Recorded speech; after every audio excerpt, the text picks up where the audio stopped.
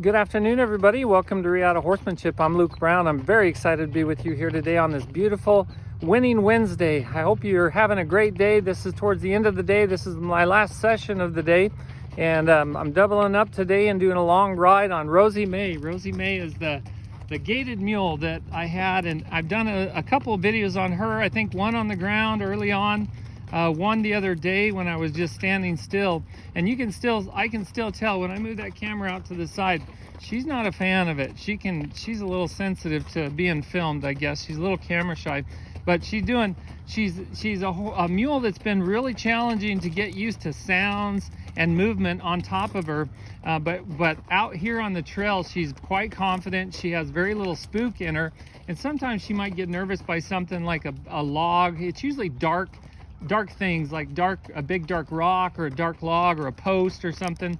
That's usually what she's a little nervous about. But besides that, she is coming along just fine. And actually tomorrow's going to be her last day, as her owner's going to come and we're going to do a last session and ride with her. And I think she's going to be an excellent gaited trail mule. She is one of those gaited mules that she's actually very well gaited. When I'm especially on a hard surface, she goes into a smooth gait, it is just beautiful. It feels so comfortable and so much fun to ride her. And I look forward to the relationship that she and her owner are going to have, and the trail rides, the many trail rides, the successful trail rides that they're going to have.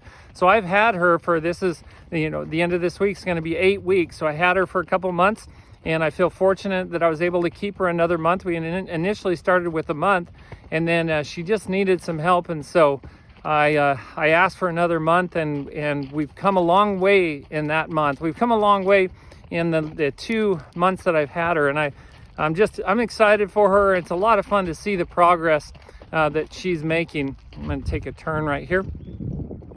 And today for Winning Wednesday, there's been so many things on my mind. I've changed my mind 3 times today about what to talk about. And I think what I want to talk about is it's important to realize the quality that you're getting when you consider putting your money or putting your time into something. What kind of quality are you getting out of that? For example, if you're going to pay for a trainer, you want your horse or your mule trained, and if you consider only the monthly cost or the weekly cost or whatever, if you consider only that cost, you might miss an opportunity to be able to get your horse or mule with a really good trainer. Now, I'm not speaking specifically for myself. Itchy. I'm not speaking specifically about myself. I'm speaking about people out there that are really good trainers that put high quality work in the time and high quality time into the horses and mules that they train. I think it's important that we don't just consider the cost, the upfront cost, whatever it is, like the monthly cost. If somebody charges $700 a month or $900 a month or $1,100 a month, I charge more than that. And I'm one of the more per month or per week or whatever. We go by week. We do per 4 weeks or per week.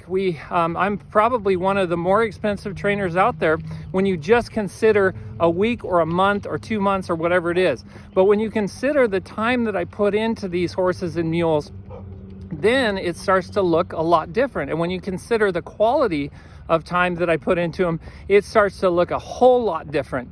And when you start considering what you're getting, the value you're getting for the money that you're putting out there, that is, for Winning Wednesday, I want us all to consider that. Because there's sometimes, for example, a while back, I had to get my arena going. And, over a year ago, we moved here to Santan Valley, and I wanted to get my arena going. And so I had the option.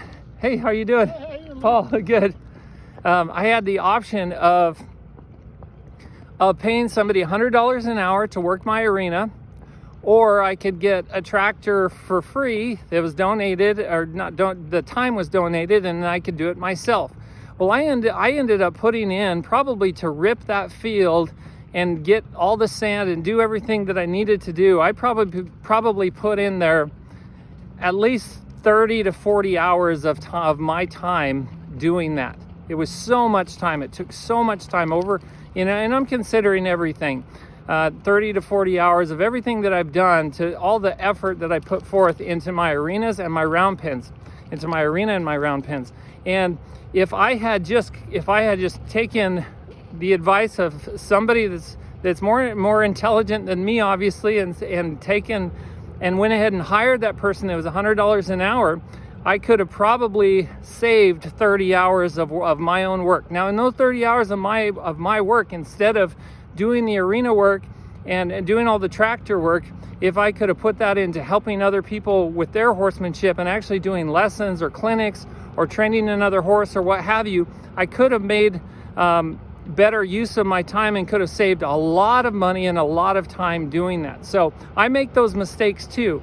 I make the mistakes where I want to do it all because I'm too cheap, and I think something is too expensive. But when we consider the cost of something for Winning Wednesday, just remember, when you consider the cost of something, try to consider everything. How much quality work do you get? How much work do you get? When somebody is training their horse, how much time are they putting into that horse every day, every week, every month? And when they put that time in, how much are they getting out of that session? Is it quality time? Is it concentrated training? Is it long trail rides? Is it wet saddle blankets? All the important things that make training a horse so important, does that trainer put that into it? And if the trainer doesn't and spends most of his or her time off at shows or doing other things, or just spending a little bit of time with the horse, and you spend months and months and months of payments trying to get that horse trained, then over time you start to realize that it really is important to she's getting kind of jumpy right here. There's traffic back there, so I'm going to shorten the rein on my right side since I'm holding this with my right hand, and we'll just keep going with this, see if we can keep this video going and keep her under control. I've had too much time on top of her without moving my hands and rubbing on her and stuff, and she just takes a lot of that. And then she got that traffic behind her and she got edgy. At any rate, just make sure that you consider everything that it entails. Let me tell you another story about somebody that I recently spoke with, somebody that was looking for training and thought it would be a good idea to hire me to train their horse. Well, they talked to Stacy and they found out how much I charge. And this is what they said. This is what she said. She said, "Oh, I've never paid that much for training for a month." That was what she said, and she wasn't willing to go with us, which is fine. Everybody's, welcome to their own opinion, and there are many, many good trainers out there. But here's what she had told me before she talked to Stacy. She had told me that the horse that she wanted me to train had been in training, had professional training for 6 months prior to that. 6 months. So in the last 12 months, that horse has probably been in training for 6 months, and she said the horse knows almost nothing.